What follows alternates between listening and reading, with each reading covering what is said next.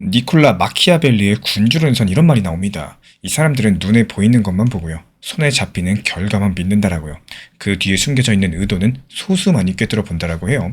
우리 신사채널 구독자분들은 어떤 분들이신가요? 지금 미국의 앱스타인 파일에서 튀어나온 비트코인이라는 단어가 단순한 과거의 가십거리가 아닙니다. 이 금융 권력의 최정점들이 이미 오래전부터 이 비트코인이라는 기술을 자신들의 통제 아래 두려고 했다라는 서늘한 증거라는 건데, 여기에 대해서 대중들은 스캔들에 흥분하고 있지만요. 현명한 투자자분들은 그 이면에 숨겨진 설계를 읽어보십니다. 암호화폐는 처음부터 그들의 레이더망에 있었고, 지금 우리가 보고 있는 제도권 편입은 우연이 아니라 이 필연적인 수순이었다라는 거. 이번 영상 통해서는 이런 화려한 폭로 뒤에 감춰져 있는 돈과 권력의 은밀하고도 치밀한 연결고리를 냉정하게 말씀을 드려보고자 합니다. 아마 오늘 영상 같은 경우는 다소 재미도 있으면서도 이 의미심장한 소식을 전달드리게 될 겁니다. 이 최근에 미국 법무부 측에서 제프리 앱스타인 관련된 비밀 파일들을 전격적으로 공개하기 시작을 했는데, 앱스타인 하면은 불미스러운 사건으로 악명 높았던 인물이죠. 그런데 이 파일 더미 속에서 뜻밖의 단서가 하나 튀어나왔습니다. 바로 비트코인이라는 두 글자입니다. 그것도 그냥 언급된 게 아니라 전직 미국 재무장관 레리 서머스랑 테더 공동 창업자 브룩 피어스가 비트코인을 주제로 은밀히 만난 정황이 포착이 됐다는 건데요. 아니, 서머스 전 장관이 비트코인을요? 그것도 악명 높은 앱스타인의 집에서? 이렇게 놀라셨을 겁니다. 처음 들어봤을 때 이거 거짓말 아니냐, 음모론 같은 이야기입니다. 하지만 이게 지금 시점에서 실제로 공개가 되었습니다. 참 묘한 타이밍이죠. 왜 하필 이제 와서 공개가 됐을까요? 이 사실 배경을 살펴보면은 현재 작년 미국 의회에서 앱스타인 파일 투명법이 통과가 됐고, 마침내 이번에 미국 법무부가 수십만 건에 달하는 관련 문서를 풀기 시작을 한 건데요. 앱스타인 사건 자체는 몇 년 전 앱스타인이 옥중에서 사망하면서 일단락이 됐었지만, 그동안 숨겨져 있던 권력적 인맥들, 금융 네트워크의 민낯이 이제서야 드러나고 있는 겁니다. 그리고 그 중에 암호화폐, 이 정확히는 비트코인 얘기가 들어있었다는 거는 오늘 우리가 주목하셔야 될 포인트라는 거예요. 그러면 서머스랑 브룩 피어스가 만났다는 그때로 잠깐 돌아가 볼까요? 그때는 아마 2010년대 초반, 이 비트코인이 지금처럼 유명해지기 전입니다. 어떤 맨해튼의 저택 지하실쯤에서 이런 대화가 오갔다라고 상상을 해볼게요. 한 사람은 클린턴 정부 때 재무장관을 지낸 레리 서머스고, 서머스 같은 경우는 완전 정통적인 엘리트 경제 관료죠.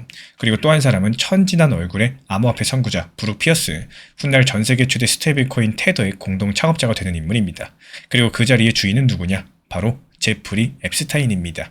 여기까지만 들어봤을 때 마치 영화의 한 장면 같아요. 전통 금융 권력의 정점에 있던 인물들, 그리고 초기 크립토 세계의 핵심 인물, 그것도 사회적으로 추문이 가득한 인물의 저택에서 이 비트코인의 미래를 놓고 머리를 맞댔다니 말입니다. 그 당시에 어떤 내용이 오고 갔을지는 문서 원문이 나와봐야지 정확히 알 수 있겠지만요. 여기서 분명한 거는 암호화폐라는 신세계가 이 그들, 즉 최고 권력층의 레이더망에서도 이미 그때부터 들어와 있었다는 사실입니다. 그렇다면 이런 사실이 왜 중요할까요? 이 표면적으로 봤을 때 가십거리처럼 보일 수 있습니다. 서머스도 비트코인에 관심이 있었네? 테더 창업자가 앱스타인이랑 친분이 있었나? 이런 식의 호기심으로 끝날 수도 있겠죠. 하지만 큰 그림에서 보면은 이번 일은 돈과 권력에 보이지 않는 이런 연결고리를 보여주는 단서입니다. 우리가 흔히 말하는 비트코인 하면요, 이 보통 사이버상에서 자생적으로 탄생한 탈중앙혁명의 상징으로 여겨집니다. 이 소수의 개발자랑 초기 채굴자들이 이 악물고 시작한 풀뿌리 운동이랄까요. 근데 그 비트코인이 한쪽에서는 가장 중앙 집권적인 엘리트들의 밀실대화 주제였다는 것은 뭔가 모순적일 수밖에 없겠죠. 이 바로 이런 모순에서 진실이 드러납니다. 암호화폐도 역시 결국에 사람과 권력의 작용을 벗어날 수가 없다는 거. 이 혁신 기술이라고 할지라도 시대를 움직이는 기득권 세력의 관심과 그리고 계산 속에 들어가기 마련인 거고, 이때로는 그들의 입맛대로 이용되기도 한다는 냉정한 현실 말이죠. 물론 그렇다고 해서 완전히 무시할 일은 아닙니다. 이번 공개로 인해서 정치권과 규제당국이 어떻게 움직일지가 남았거든요. 현재 미국에서는 이 문제를 가지고 여당과 야당이 시끄럽습니다. 누구 이름이 더 나왔네, 누가 은폐하려고 했네, 이러면서 그 와중에 암호화폐 얘기도 슬쩍 나오고 있다는 거예요. 일부 정치인들은 이래서 암호화폐가 문제라는 식으로 몰아가고 있고, 반대로 암호화폐가 문제가 아니라 이 부패한 권력자들이 문제라는 말도 나와요. 이 정치권 싸움에 끼고 싶은 마음은 없겠지만요, 우리 투자자 입장에서는 혹시 이걸 빌미로 이 규제 칼날이 혹시나 날아오진 않을까, 이렇게 예의주시하게 되는 겁니다. 예를 들어가지고 테더 창업자가 저랬다는데 이거 스테이블코인 전수조사해야 되는 거 아니냐, 뭐 이런 식의 이야기가 나와버리면은 이 암호화폐 시장에서도 단기적인 충격이 올 수밖에 없겠죠. 다행히 아직까지는 그런 움직임은 크진 않습니다. 이 미국의 규제당국도 이미 몇 년 동안 크립토 쪽을 꽉 쥐어왔었기 때문에 이 새삼 이 사건 하나로 더 조일 수 있다는 것은 많지 않다는 분석도 있습니다. 그렇다면 오히려 이런 사건들을 계기로서 앞으로는 더 투명하게 가야지, 이런 긍정적인 개선 논의가 나올 수도 있겠죠. 이 부분에서 리플과 XRP 이야기를 안 할 수가 없습니다. 특히나 리플 XRP 투자자분들은 리플은 은행들과 협력해서 제대로 간다는 자부심이 있어요. 반면에 비트나 테더 쪽은 탈중앙 간판 아래서 비밀스러운 부분도 많았죠. 이번 일이 딱 그런 대비를 보여줍니다. 애초에 테더 같은 경우에 창립 초기에 여러 가지 이야기가 많았습니다. 이 준비금 불투명 문제가 대표적이었고요. 운영진의 과거 이력이라거나 여러 가지 말들이 많았었는데 이번에 한 번 더 터진 겁니다. 이 공동 창업자가 앱스타인과 교류한 게 드러났다 보니까 솔직히 이미지에 좋은 일은 아니겠죠. 여기에 비해서 리플의 RLUSD는 어떤가요? 이 작년에 출시된 이후에 계속 투명성 리포트를 내고 달러랑 1대1로 연동된 준비금 현황을 공개하고 있습니다. 발행 주체가 분명하고요. 규제 당국과도 긴밀히 소통을 하고 있다 보니까 만약에 스테이블코인 규제안이 마련된다라고 해도 가장 먼저 합격점을 받을 수 있는 구조입니다. 쉽게 말씀드려서 테더의 그림자가 부각이 될수록 리플의 RLUSD 같은 밝은 대안들이 더욱더 돋보일 수가 있다는 거죠.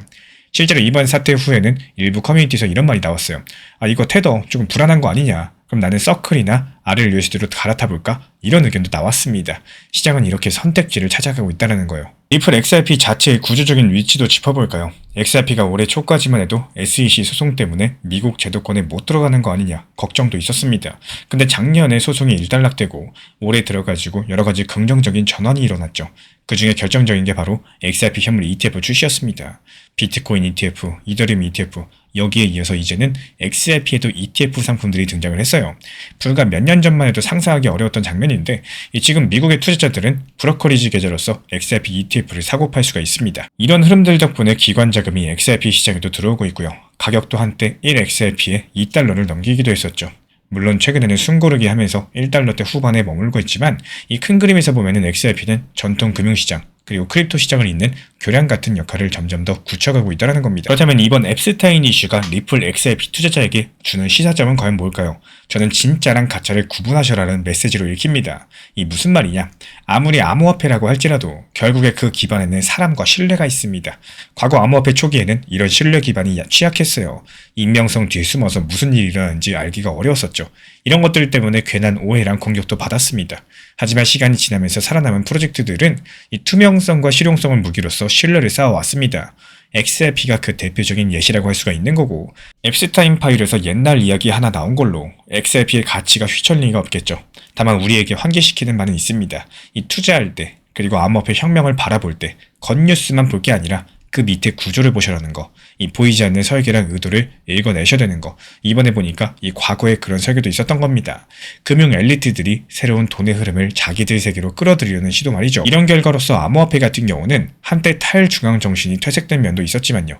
다행히도 기술의 발전과 대중의 눈높이 상승으로 인해서 이제는 다시 투명한 제도권 편입의 길을 걷고 있습니다. 결국에 투자라는 거는 이렇게 줄다리기인 것 같습니다. 한쪽에서 돈과 권력이 자기 편한 대로 굴리려고 하고요. 또 다른 한쪽에서는 개혁과 혁신 그리고 건전한 투자 논리가 그거를 이겨내려고 합니다. 암호화폐 시장이라는 게 지금 그 중대한 변곡점에 서 있어요. XRP 같은 자산은 후자의 예시로서 이 변곡점에서 돋보이는 존재가 될 수가 있는 거고 오늘 이야기를 마무리하면서 강조하고 싶은 점은 이겁니다. 이 큰 틀의 구조를 이해하시고 또 투자하셔야지 흔들리지 않는다라는 거. 눈앞의 뉴스 하나에 연연하시기보다는요. 그 뉴스가 가리키는 방향성과 의도를 읽으셔야 됩니다. 이번 앱스타인 파일 공개를 한 걸음 떨어져서 보면은 이 결국에 암호화폐는 무시 못할 흐름이라서 엘리트들도 일찍부터 눈독을 들었다는 증거입니다. 그리고 이와 동시에 이제부터는 암호화폐를 대하는 환경이 과거랑은 다르게요. 투명성을 요구하는 시대로 바뀌었다는 신호이기도 하겠죠. 이 두 가지를 전부 기억하신다면은 투자자로서 우리는 어떤 국면이 오든 당황하지 않고 판단하실 수가 있을 겁니다. 그 속에서 버티는 매매보다는 챙길 때 챙기는 현실적인 매도 습관이 훨씬 중요합니다. 이 못 팔고 나서 아쉬워하면서 계좌를 바라보는 것보다는요. 매도하고 그 수익을 내 것으로 챙겨나가는 것들을 자연스럽게 받아들이는 현실적인 매매 습관을 만드셔야 되는데 이건 욕심을 줄이자는 이야기가 아니라 이 생존을 위한 기본적인 태도에 가깝습니다. 큰 수익이 아니어도 괜찮고요. 리플이 한 개라도 좋습니다. 단기적으로 고점이 왔다. 이렇게 느껴지는 구간에서 실제로 매도를 눌러보는 경험을 반복해 보셔야 되고 이렇게 작은 단위라도 매도를 해보는 연습들이 쌓이고 쌓여야지 매도에 대한 두려움이 조금씩 줄어들게 됩니다. 요즘에 장기 투자, 리플 XRP를 좋아하시는 분들께서는 가장 어려워하시는 게 매수보다는 매도라고들 하십니다. 하지만 단기 고점에서 적당한 분할 매도들, 현실적인 내 것으로 만드는 매매를 못해버리면은 적당 시기에 고점 부근이 찾아왔을 때 또다시 욕심 때문에 매도를 망설이다가 기회의 매도 타점을 놓치게 되는 경우가 많습니다. 분할 매도는 내가 가진 비중을 전부 정리하는 게 아니라요. 약간의 일부 비중 정도만 정리하고 현금 비중이라는 하나의 종목을 만들어 놓기 위함입니다. 제가 안내드리는 리플 정보방에서도 단기 고점에서 일부 비중씩 현실적인 분할 매도를 통해서 현금 비중을 만드는 이유도 결국에 다시 찾아올 단기 저점에서 추가 매수를 통해서 평단은 더욱 낮추고 비중은 더 늘려가기 때문이에요. 제가 안내드리고 있는 리플 정보방에서도 단기 고점에서 일부 비중씩 현실적인 분할 매도를 통해서 현금 비중을 만드는 이유도요. 결국에 다시 찾아올 단기 저점에서 추가 매수를 통해서 평단은 더욱 낮추고 비중은 더 늘려나가기 위함입니다. 매도를 어려워하면 끝이 없기 때문에 이 적당한 타점을 미리 걸어 넣어서 내 욕심, 내 심리에 흔들리는 게 아니라 현실적인 대응을 만들어 나가시는 게 훨씬 더 중요하다. 이런 말씀 드리고 싶어요. 이 생각보다 많은 분들께서 매수는 익숙한데 매도를 유독 어려워하십니다. 오를 때는 더 갈 것 같아서 못 팔고 떨어지면 다시 올 것 같아서 못 파는 이런 사이에 결국에 아무 대응도 못하게 되는 경우가 많습니다. 하지만 매도를 할 줄 모르면은 투자라는 게 끝까지 완성되지가 않고요. 수익도 리스크 관리도 모두 다 불가능해지기 때문에 매도도 역시 연습이 필요한 기술이라는 것들을 인정을 하셔야 되는데요. 결국에 투자라는 게 얼마나 많이 사느냐가 아니라 얼마나 잘 파느냐로 마무리되는 게임입니다. 코인 시장이라는 게 하루 오르내림만 보고 판단할 수 있는 단순한 시장이 아닙니다. 특히 리플 XRP라거나 비트코인처럼 장기 구조가 중요한 자산들은요. 이런 흐름들을 꾸준하게 관찰하면서 지금 시장이 어느 단계에 있는지 차트랑 심리들 그리고 수급을 함께 묶어서 이해하셔야지 손실을 줄일 수가 있다는 거예요. 그래서 제가 매일 직접 체크하는 가격 구간들, 이 시장 심리가 어디서 꺾이고 또 어디서 다시 살아나는지 여기에 대한 흐름들을 정리해서 드리고 있습니다. 필요하신 분들께서 현재 번호로 신청 주시면 입장 도움 드리도록 하고요. 혼자 고민하는 시간을 줄여드리기 위한 기준선을 제공해 드리도록 하겠습니다.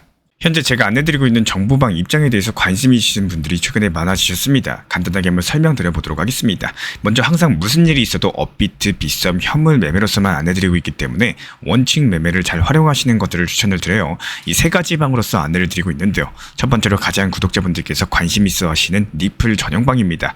리플 전용방에서는 말 그대로 리플에 대해서 집중적으로 단기 고점과 저점 그리고 장기적인 관점에 대한 타점과 리플에 대한 시장 브리핑을 안내드리는 방이고요.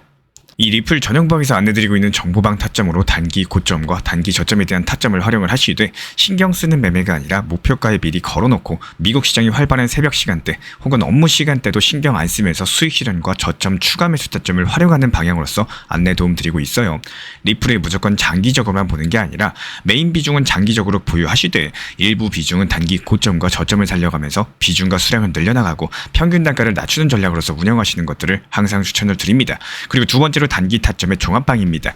리플을 몰빵으로 장기적으로만 보유하다 보면 결국에 시장의 흐름을 놓치게 되기 때문에 적당한 알트코인들을 비중을 활용하시면서 적극적으로 투자 전략으로 살려나가는 게 정말 중요합니다.